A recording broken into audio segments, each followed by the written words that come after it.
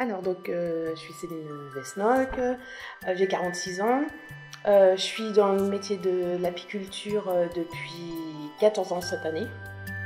Le métier d'apiculture est assez, on va dire, physique, parce qu'on porte tout avec nos petits bras. Mais sinon, le côté où on est au contact avec les abeilles, on est vraiment dans une plénitude, une zénitude, parce que les abeilles, si on s'énerve, tout de suite, elles ont du répondant, donc on se fait piquer. Donc du coup, les personnes qui sont un peu stressées peuvent venir élever des abeilles, elles vont déstresser assez rapidement.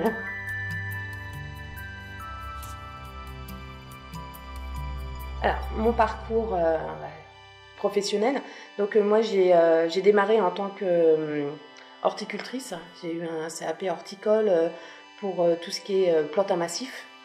Donc j'ai appris à semer les plantes, les fleurs. Après de là, je suis partie sur la région parisienne pour faire un CAP fleuriste. Donc là après, c'est l'évolution où on apprend à utiliser les fleurs quand elles sont poussées en tige. Donc à de la transformation en bouquet, en composition pour tous les différents événements de la vie.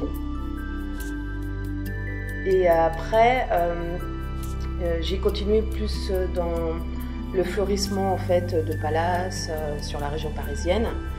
Et par la suite, la région parisienne, vu mon âge avancé et avec on va dire les aléas des transports en commun ou de la circulation parisienne, et l'envie de revenir aussi aux racines, donc de revenir ici sur Loris, d'être à la campagne.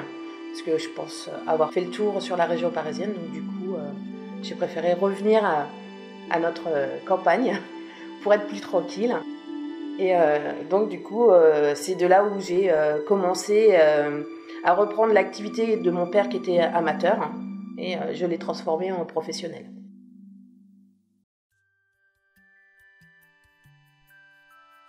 Alors là, moi, je vais être à 70 et par la suite, je serai à 100 ruches. On va parler plus en saison parce que c'est pas vraiment journée type.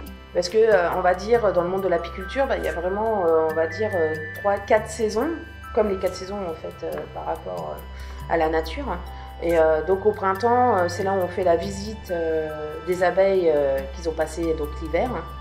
On va voir comment les colonies se sont maintenues, parce que ça dépend aussi de la météo, s'il a fait très froid, s'il a fait du doux, du froid, du doux, et ainsi de suite. Donc elles aussi, hein, c'est très perturbant pour elles, parce que c'est en fonction de leurs réserves aussi, c'est comme ça qu'elles vivent. Et du coup, donc on fait cette visite-là donc, pour voir les colonies, on les prépare pour la suite, pour leur développement, pour faire les premières récoltes. Donc en général, les premières récoltes se font au fin mai, si tout va bien aussi. Toujours, on dépend toujours de la météo, donc même on peut même pas dire bon à telle date on fait la récolte. C'est en fonction de tout ce qui s'est passé, du temps, de la température, hein. Surtout pour le miel de printemps qui est le plus difficile à récolter de l'année. Parce que s'il fait froid le matin et chaud l'après-midi, en fait, il se cristallise directement dans la ruche. Donc, on ne peut pas l'extraire. Et puis après, comme ça se suit, comme on arrive, après, on passe dans la saison été, où là, on se retrouve avec de l'acacia, du châtaignier, des miels qui sont un peu plus, on va dire, liquides, à l'état liquide.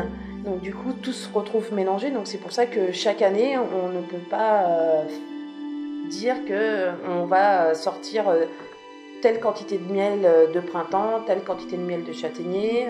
En fait, c'est impossible de savoir. Chaque année, le miel est différent parce que ça dépend de la température, ça dépend de la météo, ça dépend des fleurs.